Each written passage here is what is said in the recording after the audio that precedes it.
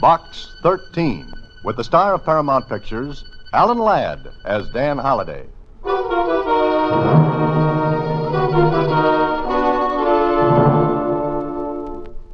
Box 13, care of Star Times. We're allowed newspapers here, and by chance I saw your advertisement. I have exactly 48 hours to live. No more than that, unless you can do something which no one else has been able to do. Get me out of the death cell of the state penitentiary. I was tried and convicted for the murder of one of my best friends.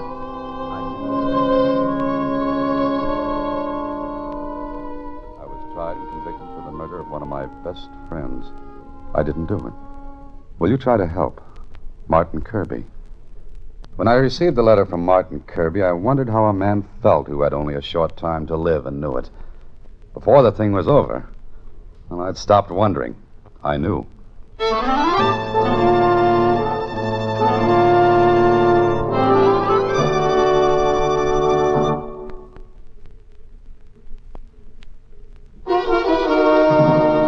And now, back to Box 13 and Dan Holliday's newest adventure, Hunt and Peck.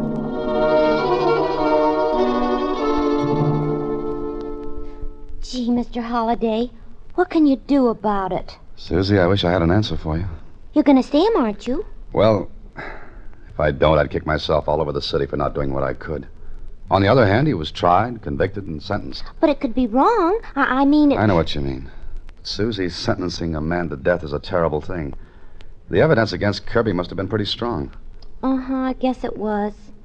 You're on the horns of an Aunt Emma. Dilemma. And this time, Suzy, I don't laugh. What are you going to do? Well, the only thing I can do, see Martin Kirby and, well, at least listen to him.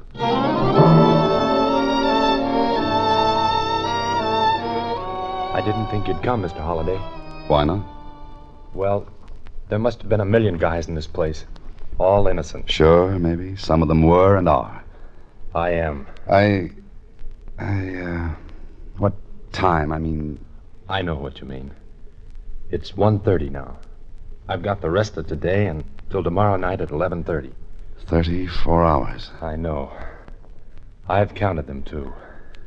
All right, Kirby, what can I do? I don't know. Is there anything you can tell me, something that didn't come out at the trial?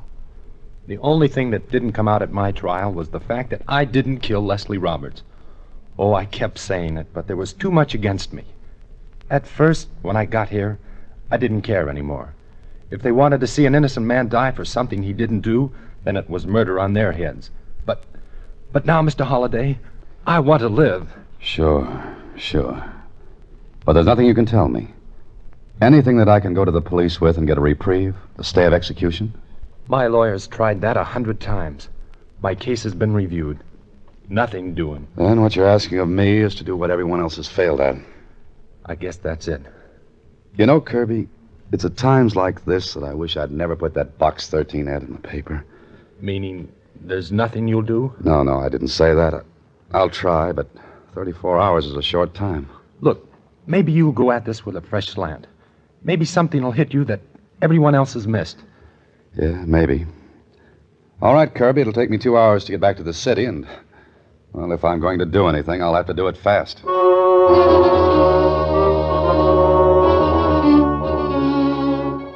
Driving back to the city, I felt like someone who has to tell a kid there's no Santa Claus. Because I was almost sure that Kirby had no chance. What could I do? The police were no fools. The district attorney must have had an airtight case against Kirby when he went to trial.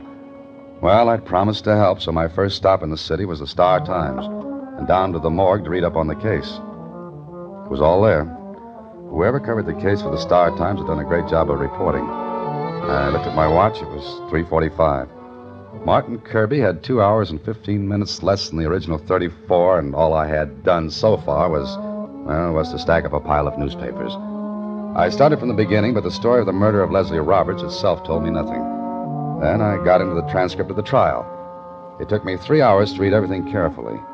And when I finished, I could have summed up the whole thing just as the prosecutor did. Gentlemen of the jury, you've heard the testimony in this case. The state has proved the following facts. 1, Martin Kirby was desperately in need of money. 2, the deceased, Leslie Roberts, was insured for $100,000. His beneficiaries being the accused, Martin Kirby, and another partner, William Morgan. The double indemnity clause in the insurance policy meant that both Kirby and Morgan would receive $100,000 each. Third point. The accused quarreled with the deceased over Mrs. Roberts, wife of the murdered man. Fourth, we have established the murder weapon. This gun belonged to Martin Kirby. True, the serial numbers were filed off, but scientific work revealed the numbers, and this gun belonged to Martin Kirby. He's admitted it. And thinking to get rid of it, he threw it into a sewer near Leslie Roberts' home. Now, perhaps Mr. Kirby believed the police of this city to be fools. Far from it. Their work has established beyond doubt that Martin Kirby is a murderer. Oh, sure, it was a good case. I stacked the papers in a pile and left the Star-Times and went down to police headquarters to see Lieutenant Kling. Sit down, Dan. What's on your mind? Martin Kirby? Oh? Why? I've seen him. He wrote to Box 13. Oh. He's innocent, huh? Did you work on the case? No, Inspector Rawlings handled it. Why? But you know about it. Sure. Yeah, I sometimes manage to know what's going on. Look, Kling, you're a good detective. You've got brains. I'll buy you malted milk sometime, but you didn't come here to hand me posies. Do you believe Kirby's guilty? Yes. From the evidence? That's what we base our cases on. It's inherent in the judicial and legal system. Now, what do you want from me? A new system? I told you I saw Kirby. Kling, he doesn't act like a guilty man. Oh, now, wait a second. Who's this? That's a photograph of Marion Oberling. So, what am I supposed to do? Look at her. Nice and sweet, isn't she? I've never met her. Oh, but I did. Butter wouldn't melt in her mouth. A smile that would soften up the Rock of Gibraltar. Talks like an angel. But she killed a kid to get 35 cents from him. Now, look, you've got a soft heart, Dan. But you've got a tendency to let it run right into your head. Maybe you're right, Kling, but I promised Kirby I'd plug away until time was out. I like to keep promises. And that's your business, Dan. But why did you come to me? For any help you could give me? Which adds up to a big zero. Kling, I read the transcript of the trial. Kirby was the only suspect. He had motive, opportunity. So did Mrs. Roberts and William Morgan. It was Kirby's gun that put Leslie Roberts in the obituaries. Someone else could have used it. So his defense lawyer said. But Kirby couldn't explain how it got into that sewer. But Kirby called the police when he went to Roberts' house that night and saw Roberts dead. Sure. We get dozens of cases where the killer tries to play smart. He calls the police, figuring it'll make him look good. But he had to kill Roberts, run outside, throw the gun into the sewer, then go back inside and call the police. So? That's a big chance to take in case someone heard the shot and came to investigate. Killers take chances, Dan. Okay. Now, the paper said there was a note from Roberts asking Kirby to come to his house that night. Yeah. That's why Kirby said he happened to go to Roberts' house that night. The only night in the week that Mrs. Roberts is always out. The police said Kirby could have typed that note. Right. But Kirby's defense lawyer said Roberts could have typed it. Look, you type a note to me, asking me to meet you. Then what do you do? What do you mean, what do I do? You write your signature 9 times out of 10. You don't type it. So? That means anyone could have typed it. I know. To get Kirby to Roberts' house. That's it. So that was all brought out at the trial. The jury saw it the way the prosecution summed it up. That Kirby typed that note to make it seem as though he was asked to Roberts' place. But both Mrs. Roberts and Morgan also stood to gain by Roberts' death. Each gets $100,000. Look, the case is closed. Too many things added up against Kirby. Sometimes things can be added up wrong. Figures and facts. You're knocking your head against a stone wall. So I'll get a headache. That's about all. Okay, I'll carry aspirins with me. But, say, could I look at that note? What for? This is a favor. Okay, I'll take care of it for you. But I'll give you 6-2 and even that Martin Kirby will be executed tomorrow night at 11:30.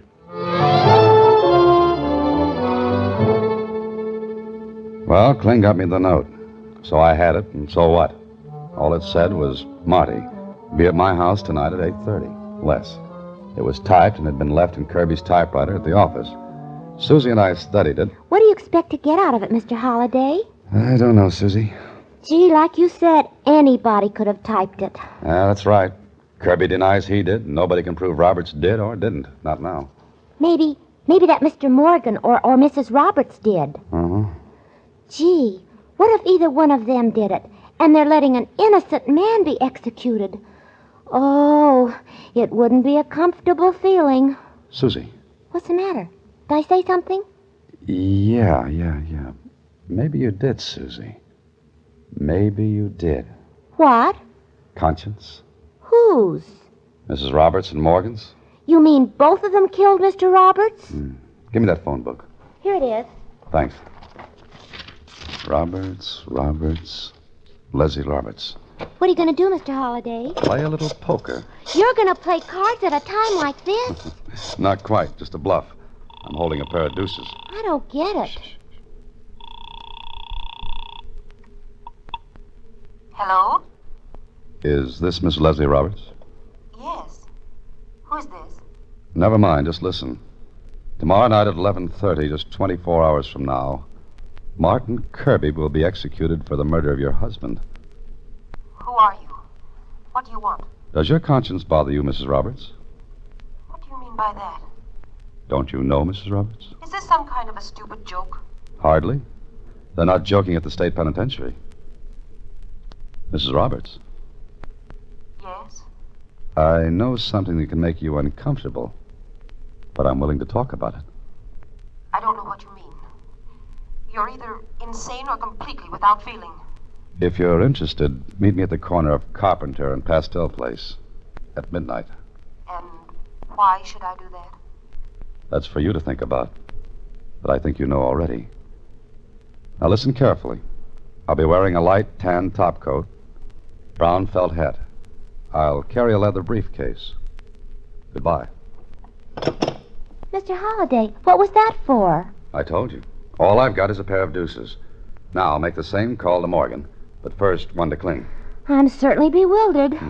Don't you ever change. You're wonderful as is. What did I do? Nothing at all. Suzy, after I make this call to Kling and one to Morgan, I'll either have something to help Martin Kirby or what? Or a wonderful notice in the obituary column of the Star Times.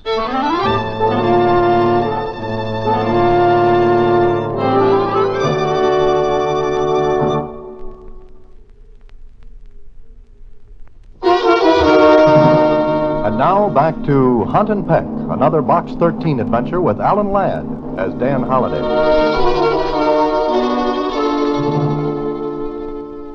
I made the same phone call to William Morgan that I made to Mrs. Roberts, but I tipped Kling to something before I did. At midnight, I was at the corner of Carpenter and Pastel Place waiting. Sure, it was a bluff, but I figured all was fair in this game. 10 minutes went by, no one showed up. Then...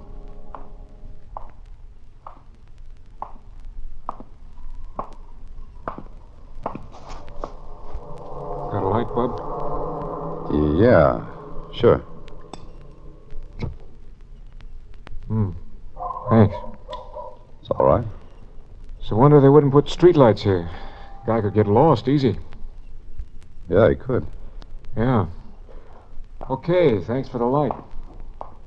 You're welcome. Okay, Dick. See you tomorrow, then. Good night.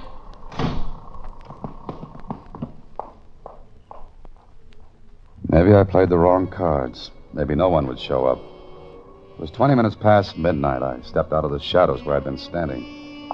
I felt pretty silly, and I knew what Kling would say. I was 20 feet away from the corner, walking slowly, looking up and down the street. There was no one in sight. The lights in the windows of the houses went out, slowly, one by one. I was 30 feet away from the corner when... Dick, is that you? Hey, that was somebody shooting! Oh, the shot just been... Dan, where are you? Right here, Kling. Did you get it? Yeah, on the arm. Sergeant, lead those people back. Keep them in their houses. Now tell Thompson to take a couple of boys and scour this neighborhood. Find the person who fired that shot. Whoever it was is the one who should die in Martin Kirby's place. You're an idiot. You set yourself up like a clay pigeon. How's bad's the arm now? It's not so deep as well or wide as a church door, but 'twill do. How do you like this guy? He gets winged and quotes Shakespeare. Okay, let's get you out of here.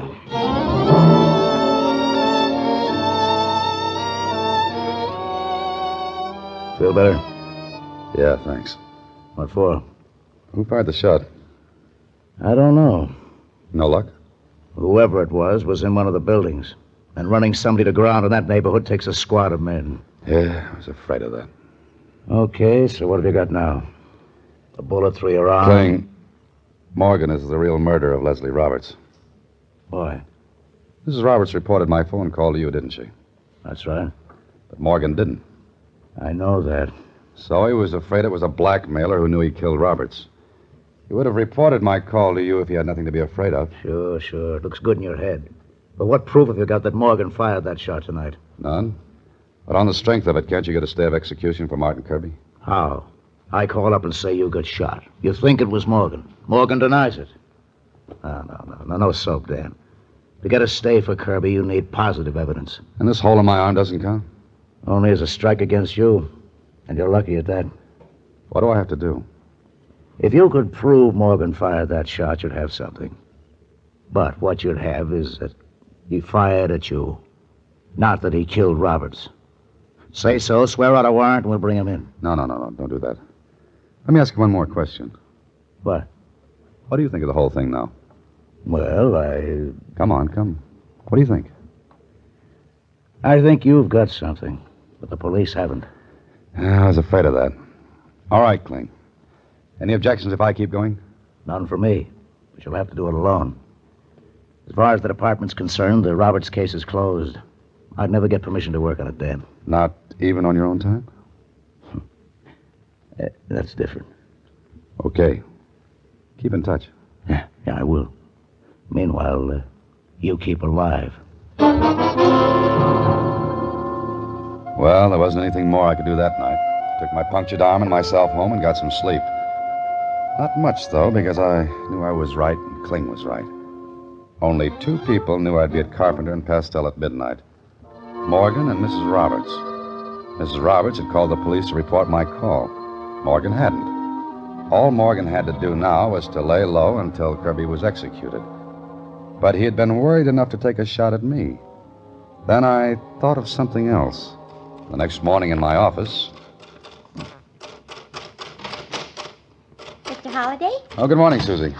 Your arm. It's in a sling. It's becoming, isn't it? What happened? I was shot.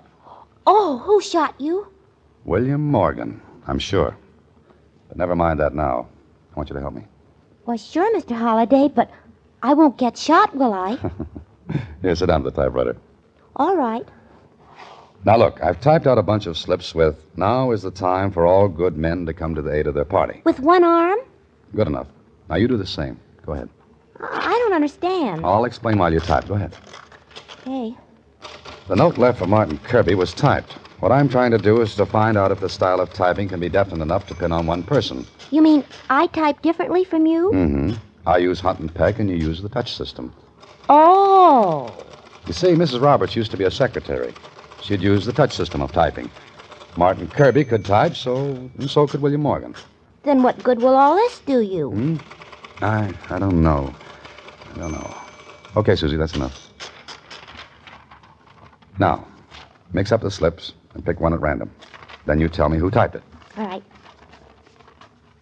I typed that one. How do you know?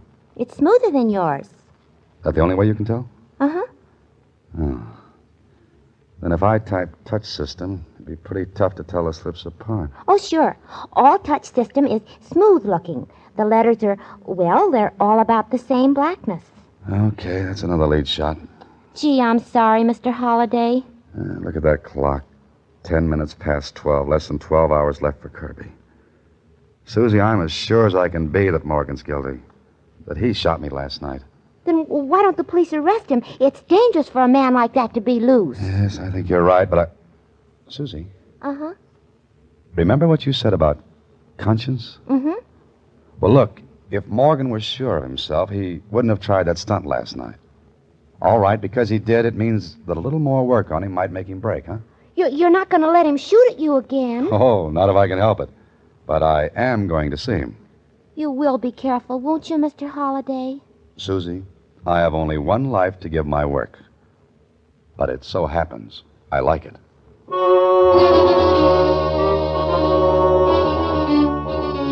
took the rest of the day, but I learned all I could about Mr. William Morgan. And there wasn't one thing that pointed at him as a killer. But I was sure he'd killed Roberts and framed Kirby. He knew Kirby and Roberts had quarreled. He could have taken Kirby's gun from Kirby's desk at the office. He could have typed the note leading Kirby to Roberts' house. And among other things, he had been a demonstrator for a typewriter concern. How did that help? Answer, not at all. Because Mrs. Roberts and Kirby both typed touch system. That I found out when I read the report of the trial. Okay, I had one angle left. Work on Morgan. Work on him hard enough to crack him wide open, if it could be done. So that night, 2 hours before Martin Kirby was to die, I buzzed at Morgan's house.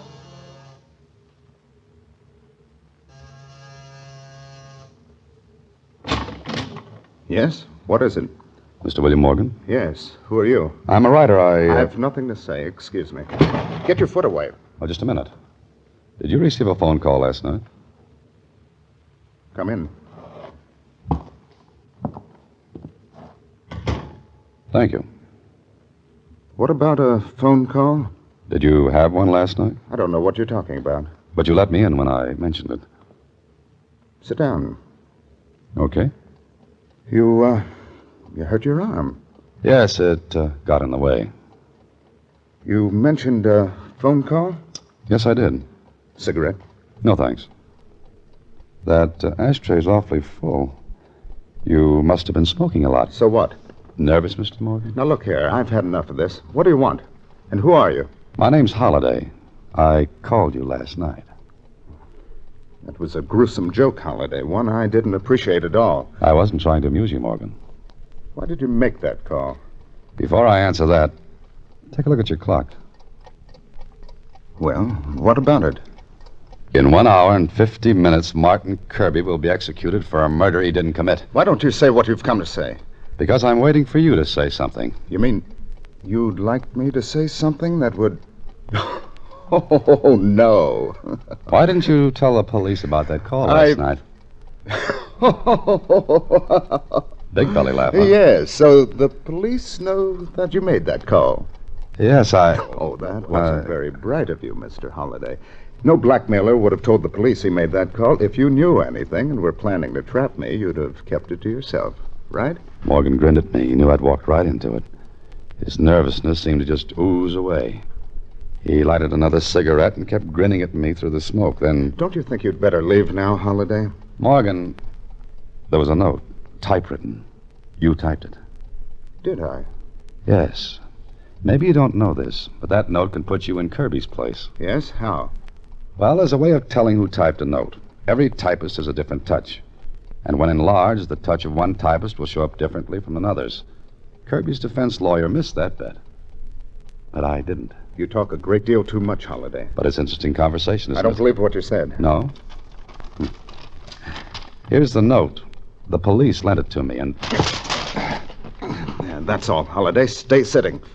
You really wanted that note, didn't you? And I've got it. And that gun in your hand. It's the same one you shot me with last night. And this time it won't be in the arm. No, I suppose not. Look, Holliday, it's almost 10. In about 1 hour and a half, Kirby will be executed. Now, you settle down and wait until 11:30. What do you mean? 2 birds with 1 stone. Kirby and you. At 11:30.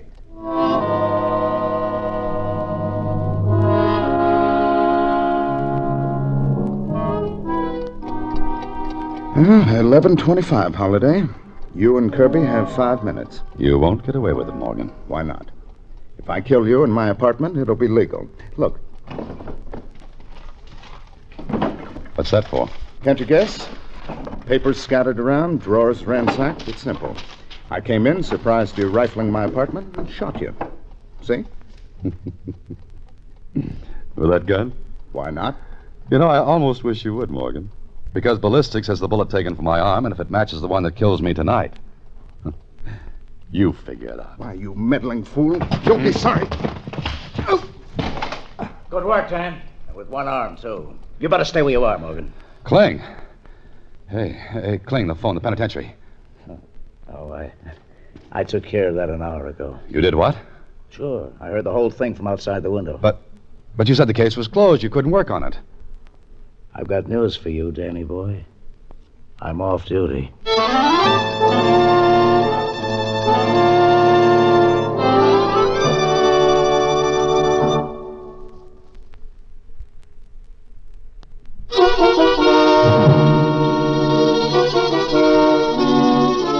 But, Mr. Holliday, you said nobody could tell the difference between typists. That he did, Suzy. And a bluff about the bullet.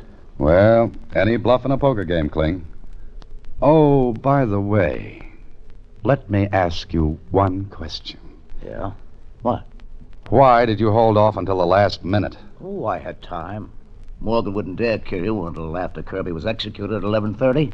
So I looked at my watch and I figured I had time to get the headquarters, pull strings to stop the execution, and get back to you. Lieutenant Kling, What, Suzy? look at your watch. It's stopped. Oh, that's nothing. It does that every once in a while. Just shake it and, Oh, holy cats. Oh, no. Good night, Suzy.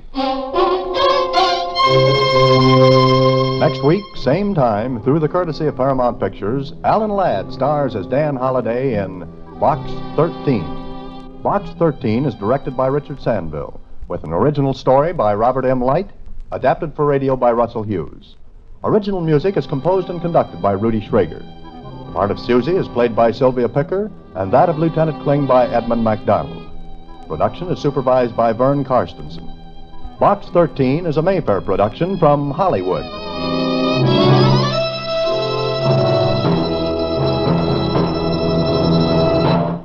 Watch for Alan Ladd in his latest Paramount picture.